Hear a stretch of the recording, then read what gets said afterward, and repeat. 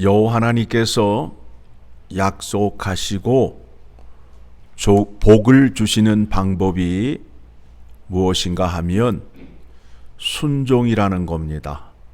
순종이라는 겁니다. 자, 오늘 1절의 말씀을 보게 되면 내가 오늘 명하는 모든 명령을 너희는 지켜 행하라.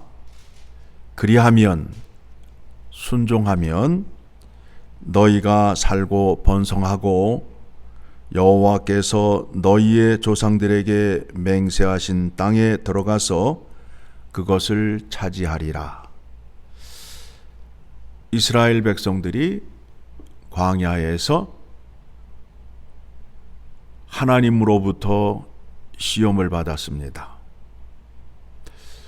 우리들이 성경을 읽다 보면 이런 생각을 할 수 있어요. 하나님께서 왜 이 백성들을 애굽 땅에서 꺼내셔서 광야로 인도하셨을까? 광야란 곳은 어떤 곳이에요? 오늘 본문의 말씀 속에서도 등장하잖아요. 물이 없고 건조한 땅이에요. 그러니까 그곳에서는 농사를 지을 수 없어요.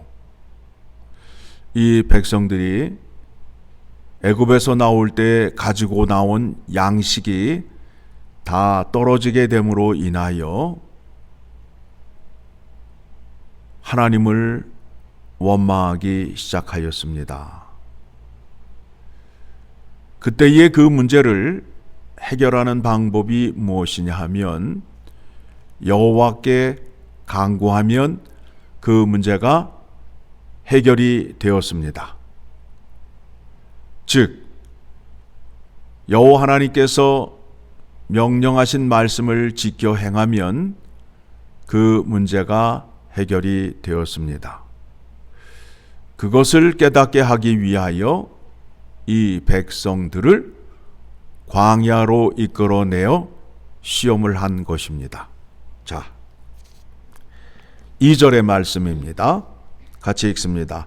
내 하나님 여호와께서 이 40년 동안에 내게 광야길을 걷게 하신 것을 기억하라. 이는 너를 낮추시며 너를 시험하사 내 마음이 어떠한지 그 명령을 지키는지 지키지 않는지를 알려 하심이라. 여러분, 하나님은 준비된 자를 사용하시는 게 아니라 순종하는 자를 사용하시는 거예요.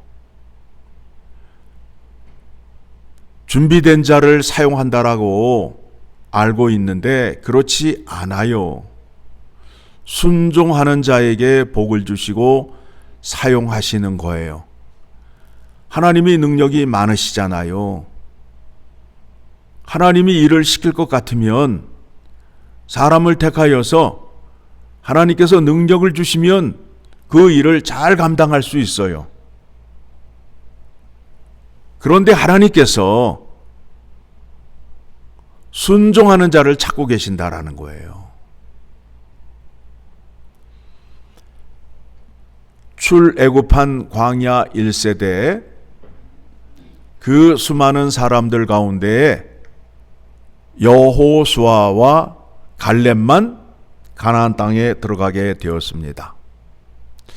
여호수아의 이름은 여호와의 구원이라는 뜻이 되고 갈렙은 개라는 뜻을 갖고 있어요. 멍멍. 개라는 뜻을 갖고 있는데 충성심을 말하는 거예요. 충성심을 말하는 거예요. 갈렙의 이름이 개인데 주인에게 충성된 일꾼이었기 때문에 가나안 땅에 들어가게 되었다라는 겁니다.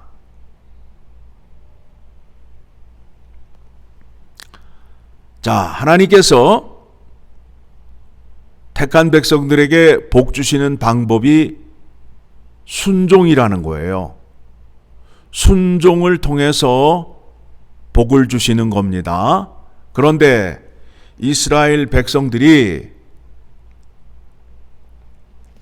여호와 하나님의 말씀에 순종을 했습니까? 불순종을 했습니까? 불순종했잖아요. 그렇죠? 그래서 약속대로 어떻게 되었어요? 예루살렘이 불타고 그 백성들이 포로로 붙잡혀 가게 되었잖아요. 자, 생각해 보시기 바랍니다. 여호와 하나님은 한 번 마음을 먹은 것은 결코 포기하지 않는다. 자, 하나님께서 이 백성을 택하여 영광을 받으셔야 될 거 아니에요. 그러면 이 백성들을 포기하고 내버리는 것이 아니라 그들을 다시 고치고 회복시켜서 영광의 자리로 돌아오게 하여 그들을 통하여 영광을 받으셔야 될 거 아니에요. 그래서 그 백성들에게 약속한 것이 바로 새 언약입니다. 그 새 언약을 누가 성취하였지요? 예수 그리스도께서 성취하셨어요.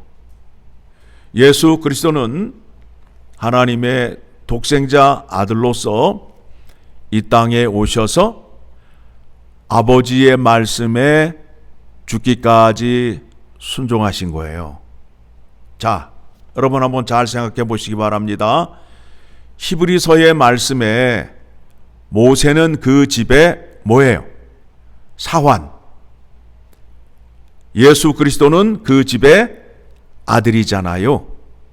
그러면 사환과 아들의 차이점은 뭐예요? 아들은 아버지의 뜻을 잘 알아서 아버지의 뜻대로 순종하는 자리로 간다. 그렇죠? 그거를 우리에게 보여주시기 위하여 예수님이 이 땅에 오셔서 아버지의 말씀에 죽기까지 순종하셨죠.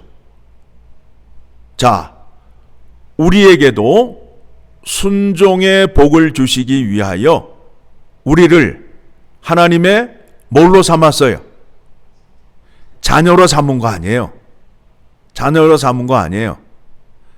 자녀가 되어서 아버지의 말씀에 순종하는 것은 당연한 거 아니겠어요? 그렇죠?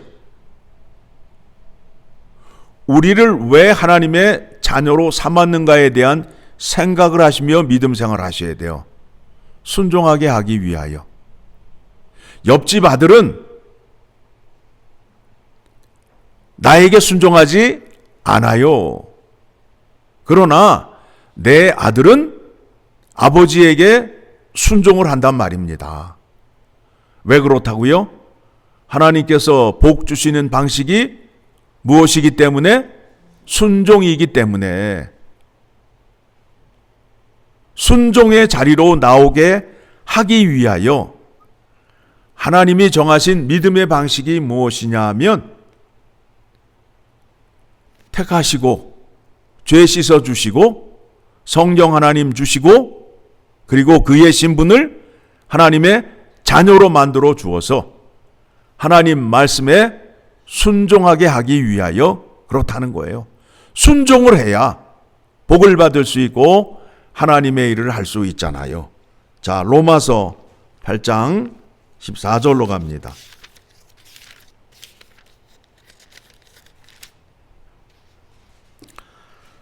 같이 읽어 내려갑니다. 14절 무릇 하나님의 영으로 인도함을 받은 사람은 곧 하나님의 아들이라. 너희는 다시 무서워하는 종의 영을 받지 아니하고 양자의 영을 받았으므로 우리가 아빠 아버지라고 부르짖느니라. 그래서 우리가 하나님 아버지라 부르며 기도하잖아요. 아버지께 나아가 예배드리잖아요. 16절 성령이 친히 우리의 영과 더불어 우리가 하나님의 자녀인 것을 증언하시나니 자녀이면 또한 상속자 곧 하나님의 상속자요 그리스도와 함께한 상속자니 우리가 그와 함께 영광을 받기 위하여 고난도 함께 받아야 할 것이니라. 자, 자녀가 되어야 어떤 복을 받는다고요? 상속의 복을 받는 거 아니에요. 그렇죠? 상속, 하나님의 것을 내 것으로 받는 복을 받게 되는데, 그 복은 누가 받는다고요? 옆집 아들이 받는다고요? 그 집 아들이 받는다고요? 그 복을 주시기 위하여 우리를 하나님의 자녀로 삼으셨어요. 아들인데 또 맏아들과 탕자가 있잖아요. 아버지 말씀에 순종하는 맏아들이 있고 자기의 생각대로 사는 또 탕자가 있잖아요.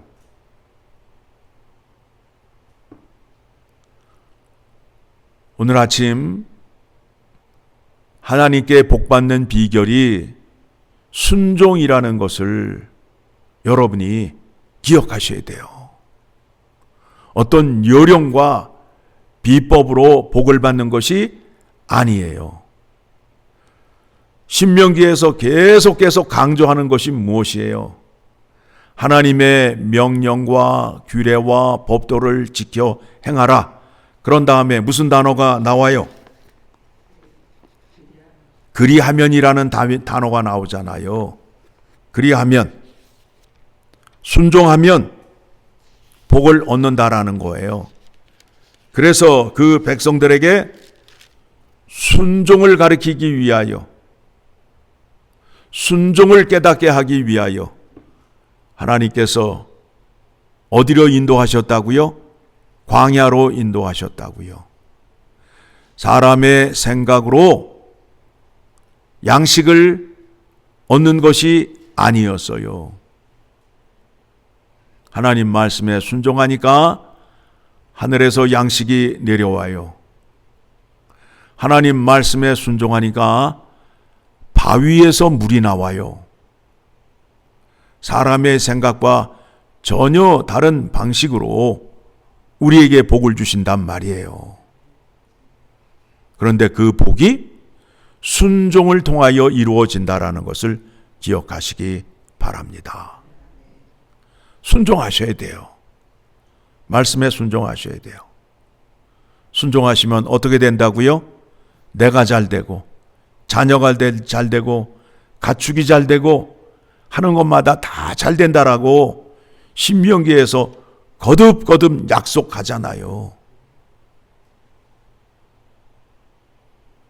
하나님 말씀 많이 알고 많이 듣고 있는데 순종의 자리로 나아가지 않으면 그 복을 얻지 못한다라는 겁니다. 그래서 순종이 제사보다 낫다라고 말하는 거예요. 순종하시라고요. 순종. 아시는 만큼 순종하시라고요. 들은 대로 순종하시라고요. 그러면 순종하여야 약속의 복이 내 것이 된다라는 것을 깨달으셔야 돼요.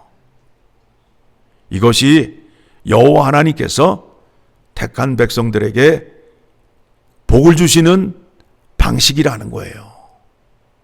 그 방식을 아셨으니 이제 말씀을 들은 대로 순종하는 자리로 나아가 약속한 것이 여러분의 것이 되는 복을 다 누리며 사시길 바랍니다.